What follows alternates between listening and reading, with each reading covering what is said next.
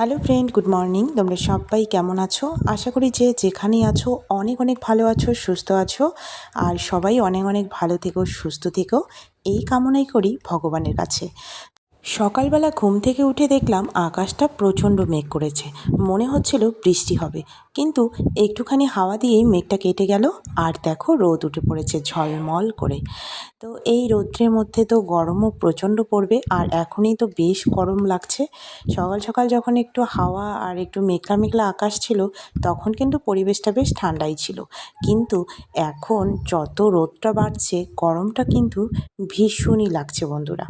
আজ হচ্ছে জন্মাষ্টমী। তো জন্মাষ্টমীর সকলকে জানাই অনেক ভালোবাসা, অভিনন্দন। সবার দিনটি ভালো কাটুক। আর এদিকে দেখো মেয়ে এইমাত্র ঘুম থেকে উঠলো, আর ঘুম থেকে উঠে ওকে একটু আর কি ওর মুডটাকে একটু ঠিক করার চেষ্টা করছি। তো ওকে বলছি, প্রত্যেকদিন সকালবেলা যেটা হয় আর কি, ব্রাশ করার কথা একদমই শুনতে চায় না, জোর করে ব্রাশ করিয়ে দিতে হয়, বাথরুমে নিয়ে যেতে হয়। কিন্তু ও আজকে সকালে ঘুম থেকে উঠেই মোবাইল দেখার বায়না করছিল।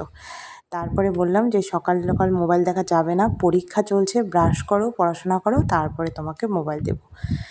তো আর এই যে দেখো আমি এখানে হচ্ছে আমার রাধাকৃষ্ণ ছবি নেই, এই দুটো ছবি রেখেছি। যেহেতু আমার ঘরের জায়গা খুবই কম, তো এইটুকু জায়গার মধ্যে একটু পুজো করে নিই, ভগবানের নাম করি। এইখানে দেখো বড়মশাই লাড্ডু আর সন্দেশ নিয়ে এসছে, আর নকুলদানা, এগুলো দিয়েই পুজো করে নিয়েছি বন্ধুরা। তো পুজোও কিন্তু আমার কমপ্লিট। তো মনটাই হচ্ছে আসল। মন যদি ভিতর থেকে পরিষ্কার থাকে, সৎ থাকে, তাহলে কিন্তু ভগবান অল্পতেই সন্তুষ্ট হয়, যেটা আমি বিশ্বাস করি। সকালে উঠে সমস্ত কাজ কমপ্লিট করে নিলাম, পুজো কমপ্লিট, তারপরে হচ্ছে প্রসাদ খেয়ে নিলাম। তো এখন দেখো ভাত উঠিয়েছি, এখানে ভাত আর ওখানে ডাল, নিরামিষ রান্না করবো, মুগ ডাল, আলু ভাজি আর ভাত করব। তো এখন এগুলো দিয়েই খাবো, তারপরে দেখা যাক কী হয়। মটর ভিজিয়ে রেখেছি, কিন্তু মটরটা অনেক লেট করে ভিজিয়েছি, কালকেই ভেজাতে হতো। এই 1 ঘন্টাও হয়নি ভেজালাম। ভেবেছিলাম রুটি মটরের ঘুগনি করলে ভালো হতো, কিন্তু মনেই ছিল না। তাই দেখি রাত্রেবেলা যদি পারি তাহলে করবো। তো এখন রান্নাটা করব। আর এইদিকে দেখো বরমশাই আমার কাজে একটু হেল্প করে দিচ্ছে। তো ভালোই হচ্ছে, এদিকে যেহেতু গরম লাগছে আর আমার কাজে একটু হেল্প করে দিচ্ছে, আমার একটু সুবিধাও হচ্ছে। তবে হ্যাঁ, যখনও বাড়িতে থাকে আমাকে কিন্তু অনেক হেল্প করে দেয়, রান্নাবান্না বলো, যে কোনো কাজেই আর কি হেল্প করে দেয়। যেহেতু ঘরে থাকে, তো আমার কাজগুলো একটু এগিয়ে দেয়। তো আজকে কিন্তু আনভির বাবা আমাদের ঘুরতে নিয়ে যাবে।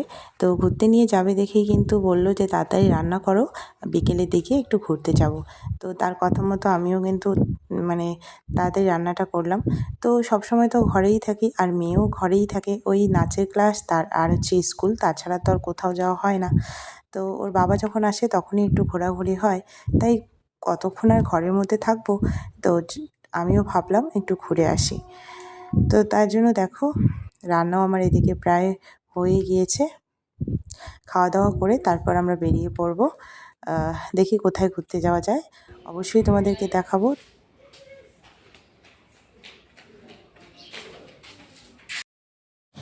তো এখানে দেখো আমরা তিনজনেই রেডি হয়ে নিয়েছি। এখন বাজে বেলা 4টে, 4:30 মতো। এখনও কিন্তু ভীষণ রৌদ্র বাইরে। আর বরমশাই বলছিল যদি মানে এখন না বেরোই, তাহলে যদি বিকেলের দিকে বেরোই, মানে 5:30টার দিকে, তাহলে অনেকটা রাত হয়ে যাবে। তো সেই জন্য আর কি এখনই বেরোলাম রৌদ্রের মধ্যে। আর এদিকে দেখো আমি হেলমেটটা পরতেই পারছিলাম না, কারণ ওই যে নিচের যে লাগানোর দিকটা, ওটা খোলা যাচ্ছিল না। তারপরে বরমশাইও পারল না, তারপরে আমি একা একাই করে নিলাম। তো চলো, এই যে দেখো বেরিয়ে গেলাম। আর বাইকে তেল ভরতে হবে, তো সামনে আর কি পেট্রোল পাম্প আছে, তো সেখান থেকে তেল ভরে নেব। তো চলো কোথায় যাচ্ছি তোমরা অবশ্যই দেখতে পাবে।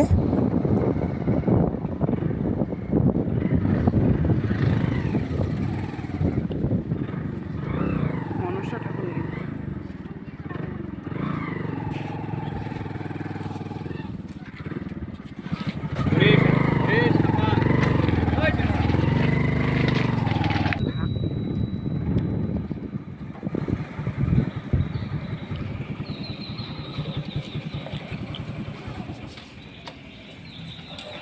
এখন আমরা হাই রোডে উঠে গেলাম। এই যে হাই রোড, এখান থেকে খুব বেশি দূর না। চেক পোস্টটার পাশেই হচ্ছে চা বাগান। সেখানে দেখা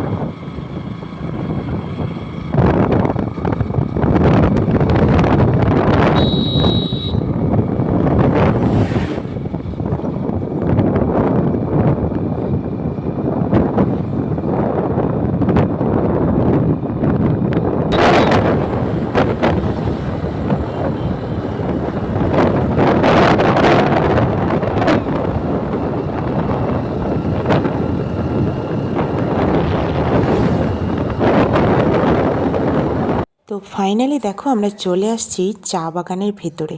আর কত বড় এরিয়া জুড়ে দেখো চা বাগানটা। আর মাঝে মাঝে যে বড় বড় গাছগুলো, সেগুলো কিন্তু সমস্ত চা বাগানগুলোকে ঘিরে রেখেছে ছায়া দিয়ে। তো ভীষণই ভালো লাগছে। তো মেয়ে তো চা বাগান দেখে ভীষণই খুশি, ভীষণই এক্সাইটেড হয়ে পড়েছে।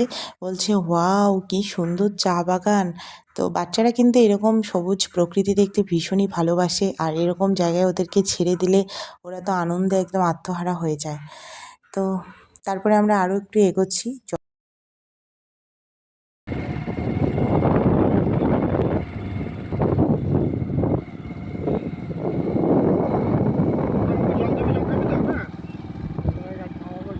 এটা হচ্ছে রাস্তা।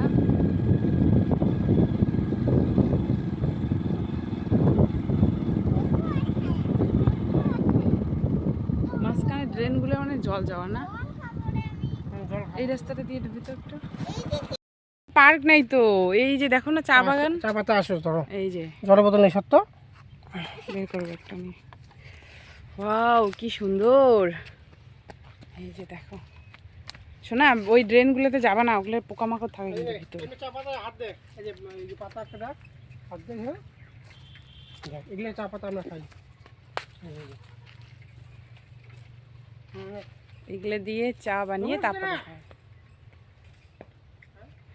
এই দেখো মেয়ে তো প্রচণ্ড দৌড়াদৌড়ি করছে। কেমন লাগছে আনবি? সুন্দর। এই এটা পাতা খায় না, এখান থেকে যেন কি বের হয়। এগুলো কি পাতাগুলো তোলে নাকি কি তোলে?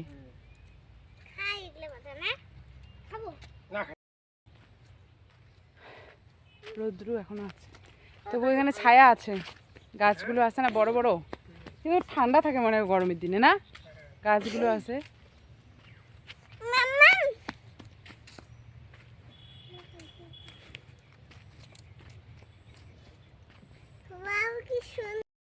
এখানে দাঁড়িয়ে কয়েকটা রিলস বানালাম আর একটু ঠান্ডাও হলাম, কারণ গাছ আছে এখানে, হাওয়া লাগে।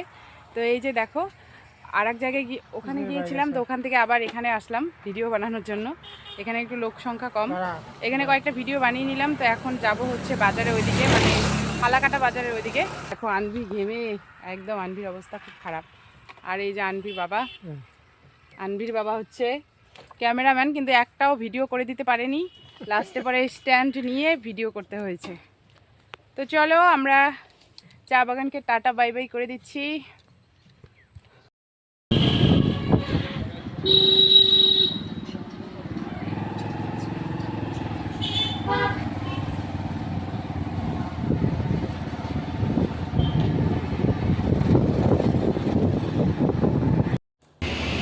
চা বাগান থেকে বেরিয়ে আমরা চলে এসেছি একটা রেস্টুরেন্টে খাওয়ার জন্য।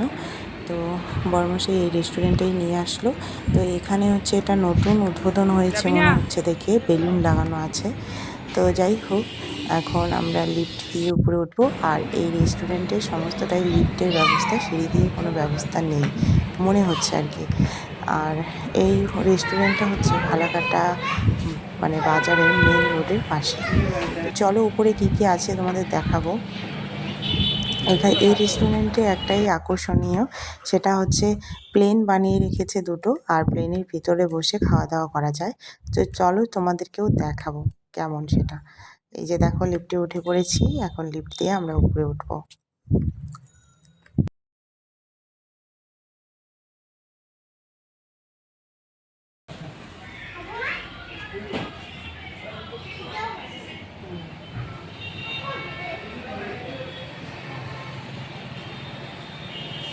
বন্ধ হবে, খাওয়া দাওয়া দরকার। তো দেখো রেস্টুরেন্টের ভেতরে চলে আসলাম, আর রেস্টুরেন্টটা কিন্তু খুবই সুন্দর। আর এখন অতটা ভিড় নেই, যেহেতু এখন বিকেলবেলা, এখন একটু রৌদ্র আছে বাইরে, তো সেই জন্য কিন্তু অতটাও ভিড় নেই। হয়তো ভিড় হয় সন্ধ্যের দিকে, কিন্তু আমরা একটু তাড়াতাড়ি চলে আসছি। আর আজকে যেহেতু প্রথম এসেছি, অত কিছু জানি না। তো উপরে যে প্লেনগুলো আছে সেগুলোর ভিতরে বসে আর কি খাওয়া যায়, সেটা আমরা জানতাম না। পরে আর কি দেখলাম যে অনেক মানে লোকই খাচ্ছে ভিতরে বসে।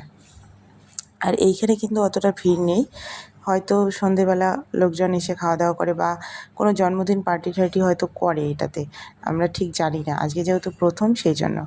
তারপরে দেখো প্লেনে ওঠার জন্য গেলাম, কিন্তু আমরা যে এই প্লেনটাতে এসেছি এটাতে কিন্তু ভীষণই গরম ছিল, এটাতে কোনো এসির ব্যবস্থা ছিল না, বলছিল যে এটা ঠিক করা হয়নি এখনও। আর ওই দিকে যেটাতে লোকজন বসে ভেতরে খাচ্ছিল সেটাতে আর কি এসির ব্যবস্থা আছে। তো যাই হোক, আমরা জানি না, এরপরে যখন আসবো তখন এরপরে একবার প্লেনে বসে খাওয়ার আর কি মজাটা নেব। এমনিতে তো আর প্লেনে ওঠা হয় না, কারণ বাইরে কোথাও যাওয়া হয় না, তাই জন্য আজকে দেখো একদম মানে কি বলবো, অরিজিনাল প্লেনের মতোই সমস্ত কিছু করেছে। দেখো ভেতরটাতে চেয়ার টেয়ার, তারপরে টেবিল রেখেছে খাওয়ার জন্য। তো ভালো লাগলো, কিন্তু ভিতরটা এতটাই গরম মানে একদমই থাকা যাচ্ছিল না। তো আমরা এখন খাওয়া দাওয়া করে নেব, আর অর্ডার দিয়েছি বিরিয়ানি, তো বিরিয়ানি খেয়ে তারপরে আমরা চলে যাব। দেখো এদিকে এখন আসো। রোদ কিন্তু পড়েছে পড়বি কিন্তু, অনেকটাই। যাবে না কিছু, এদিকে আয়। এই রেস্টুরেন্টের কিন্তু সমস্ত কিছুই খাওয়ারের অনেক দাম। তো তারপরে আমরা বিরিয়ানি অর্ডার করলাম, আর এখন খাওয়া দাওয়া করে চলে যাব। তো চলো বন্ধুরা, ভিডিওটা এই পর্যন্তই রাখছি, ভালো লাগলে অবশ্যই একটা লাইক কমেন্ট করো। তো দেখা হবে নতুন কোনো ভিডিওর সঙ্গে, ততক্ষণ পর্যন্ত তোমরা সবাই অনেক অনেক ভালো থেকো, সুস্থ থেকো।